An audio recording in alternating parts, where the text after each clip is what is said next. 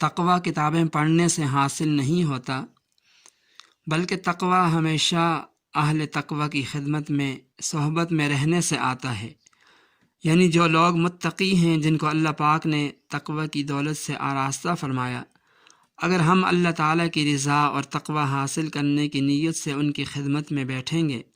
تو چراغ سے چراغ روشن ہوں گے۔ یعنی جس طرح اللہ پاک نے ان کے دل میں تقوی کی شمع روشن فرما رکھی ہے، ان کے پاس ان کی خدمت میں بیٹھنے سے اللہ پاک اس شمع سے ایک روشنی منتقل فرما دیتے ہیں، اور ان کے پاس بیٹھنے والوں کو بھی اللہ پاک متقی پرہیزگار بنا دیتے ہیں۔ چونکہ تقوی صرف جاننے کا نام نہیں ہے، بلکہ تقوی خالصتاً ایک عملی چیز ہے، اور عملی چیز اہل عمل کی خدمت میں صحبت میں رہنے سے حاصل ہوتی ہے۔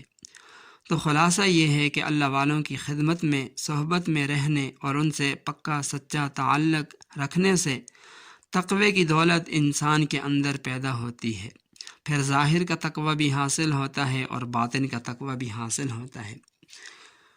ہمارے استاد محترم مفتی اعظم مفتی محمد رفیع عثمانی صاحب رحمہ اللہ، اللہ تعالیٰ ان کی درجات کو بلند فرمائے، ان کی قبر کو تا حد نگاہ کشادہ فرمائے، ان کے درجات کو بلند فرمائے۔ وہ فرمایا کرتے تھے کہ جب آدمی اللہ والوں کی صحبت میں رہتا ہے تو بہت ساری چیزیں تو خود بخود ان کے اثرات آدمی کے اندر منتقل ہوتے رہتے ہیں۔ اللہ والوں کے جتنے قریب رہے گا،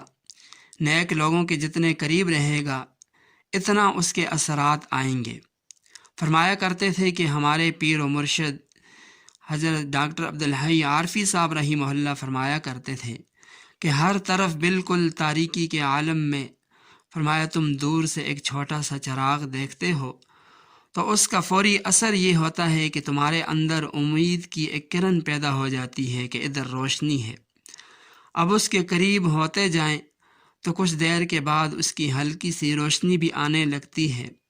اب یہ فائدہ ہوا کہ راستہ نظر آنے میں سہولت ہو گئی، اور قریب چلیں گے تو راستہ صاف نظر آنے لگے گا، اور قریب پہنچیں گے یہاں تک کہ اس کے بالکل قریب بیٹھ جائیں تو پھر اس کی گرمی بھی محسوس ہونے لگے گی، اور وہاں پہنچ کر اس کی لو سے لو لگا لو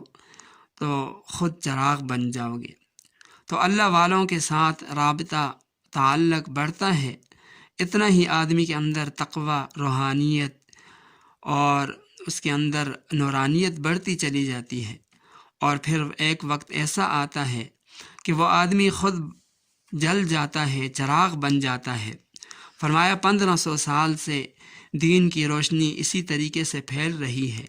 کہ ایک چراغ سے دوسرا، دوسرے سے تیسرا، تیسرے سے چوتھا، اس طرح چراغ سے چراغ جلتا ہے، انسان کے اندر تقوی پیدا ہوتا ہے۔ اہل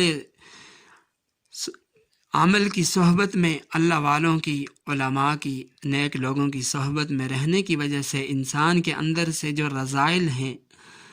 وہ ختم ہو جاتے ہیں، اور انسان کے اندر فضائل پیدا ہو جاتے ہیں۔ اور پھر جب انسان کے اندر تقوی پیدا ہو جاتا ہے، تقوی، پرہیزگاری، خوف خدا، خشیت الہی جب انسان کے اندر پیدا ہو جاتی ہے تو اس کا سب سے پہلا انعام جو انسان کو حاصل ہوتا ہے، سورہ طلاق کے اندر اللہ تعالیٰ فرماتے ہیں وَمَن يَتَّقِ اللَّهَ يَجْعَل لَّهُ مَخْرَجًا، کہ جو کوئی اللہ تعالیٰ سے ڈرے گا، اللہ تعالیٰ اس کے لیے مشکل سے نکلنے کا راستہ پیدا کر دیں گے۔